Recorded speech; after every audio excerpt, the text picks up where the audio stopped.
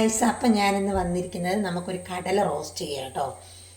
എനിക്കിന്ന് ഒരു തോരനൊക്കെ ഉണ്ടാക്കാനൊരു മടി. അപ്പം ഞാൻ രാവിലെ അപ്പത്തിന് വെച്ച കടല ബാക്കിയുണ്ട്. അപ്പോൾ ബാക്കി വന്ന കടല വെച്ച് നമുക്കൊരു റോസ്റ്റ് ഉണ്ടാക്കാം. അപ്പം ഞാനതിന് കുറച്ച് ഇൻഗ്രീഡിയൻസ് ഞാൻ വേസ്റ്റ് എടുത്തിട്ടുണ്ട്. കാരണം കുരുമുളക് പൊടി ഒരു ഇച്ചിരി ഇടണം, പിന്നെ ഗരം മസാല, ഒരു തക്കാളി, ഒരു 3-4 വെളുത്തുള്ളിൻ്റെ അല്ലി ചതച്ചെടുത്തിട്ടുണ്ട്, ഒരു സവോള എടുത്തിട്ടുണ്ട് കേട്ടോ. അപ്പം നമുക്കിനി നോക്കാം എങ്ങനെ ഉണ്ടാക്കുന്നതെന്ന്.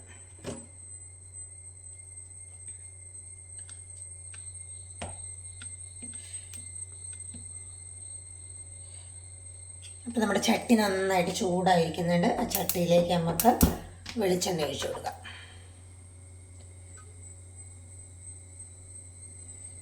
കുറച്ച് വെളിച്ചെണ്ണ മതി.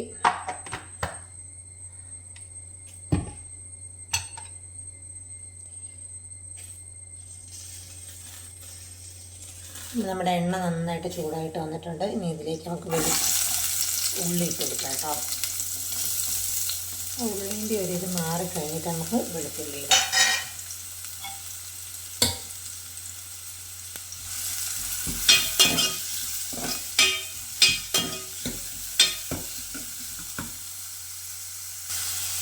ഉള്ളി പെട്ടെന്നൊന്ന് വാടി കിട്ടാൻ നമുക്കൊരു നുള്ളു ഇട്ട് കൊടുക്കാം കേട്ടോ.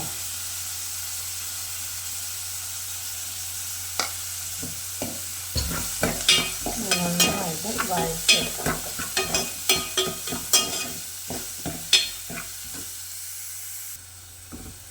നമ്മുടെ ഉള്ളി ചെറുതായിട്ടൊന്ന് വാടി വന്നിട്ടുണ്ട്. നമുക്കതിലേക്ക് നമ്മൾ എടുത്തു വെച്ച വെളുത്തുള്ളി ഒന്ന് ചതച്ചതിട്ട് കൊടുക്കാം.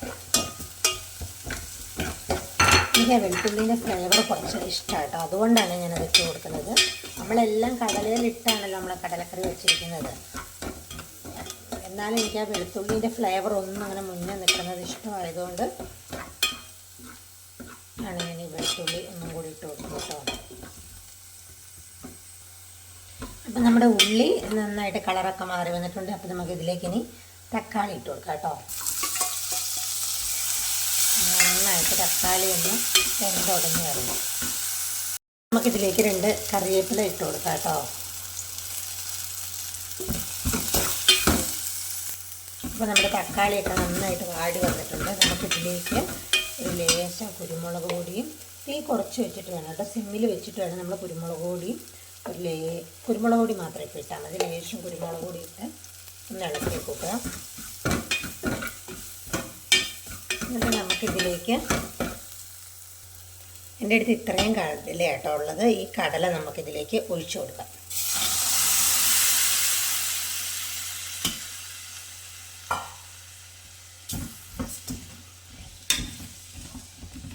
ഇനി ഇത് നമുക്ക് ഇതിലിട്ട് നന്നായിട്ട് ആ ചാറൊക്കെ പറ്റിച്ച് നല്ല റോസ്റ്റാക്കി എടുക്കാം.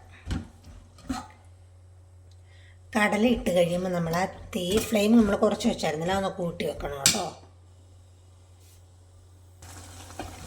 അപ്പം നമ്മുടെ കടല നല്ല തിളച്ച് വരുന്നുണ്ട്, കുറുക്കി പറ്റിയിട്ടില്ല കേട്ടോ. അപ്പം നമ്മുടെ കടല റോസ്റ്റിൻ്റെ വെള്ളമൊക്കെ പറ്റി നല്ല മസാലയൊക്കെ കടലയെ കുറിച്ച് നല്ല ഉഷാറായിട്ടുണ്ട് കേട്ടോ. ഇനി നമുക്കിതിലേക്ക് കുറച്ച് ഗരം മസാല ഇട്ട് കൊടുക്കാവേ.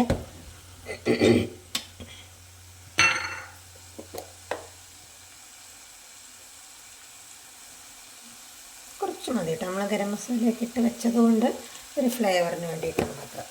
അപ്പോൾ നമുക്ക് ലേശം ഒരു കറിവേപ്പിലയും കൂടി ഇട്ട് കൊടുക്കാം. ഒരു 2 കറിവേപ്പിലയും കൂടി ഇട്ട് കൊടുത്തിട്ട് ഒന്നും കൂടെ ഇളക്കി ഒഴിപ്പിച്ച് നമ്മുടെ എളുപ്പത്തിലുള്ള കടലക്കറി റെഡി. കടലക്കറിയല്ല കേട്ടോ, സോറി തെറ്റിപ്പോയി, കടല റോസ്റ്റ് കേട്ടോ. ഇനി നമുക്ക് സെർവിങ് ഡിഷിലേക്ക് മാറ്റാം. അപ്പോൾ നല്ല ആവി പറക്കുന്ന കടല റോസ്റ്റ് റെഡി ആയിട്ടുണ്ട്. അപ്പോൾ ഇന്നത്തെ വീഡിയോ ഇത്രയേ ഉള്ളൂ. അടുത്ത വീഡിയോ ആയിട്ട് വീണ്ടും വരുന്നതായിരിക്കും. അപ്പോൾ അതുവരേക്കും ബായ്. അപ്പം നമ്മുടെ നല്ല ചൂട് പാർന്ന കടല റോസ്റ്റ് റെഡി ആയിട്ടുണ്ട്. അപ്പോൾ നിങ്ങളുടെ വീട്ടിൽ ഇനി കടലക്കറി ഇങ്ങനെ ബാക്കി വരികയാണത് കളയാതെ ഇങ്ങനത്തെ കടല റോസ്റ്റ് ഉണ്ടാക്കി നോക്കുക, നല്ല ടേസ്റ്റാണിത്. പിന്നെ ഞങ്ങളുടെ ചാനൽ ഇഷ്ടപ്പെടുകയാണെങ്കിൽ ലൈക്ക് ചെയ്യുക, ഷെയർ ചെയ്യുക, സബ്സ്ക്രൈബ് ചെയ്യുക. അപ്പോൾ അടുത്ത വീഡിയോ ആയിട്ട് വീണ്ടും കാണാം. Okay, bye.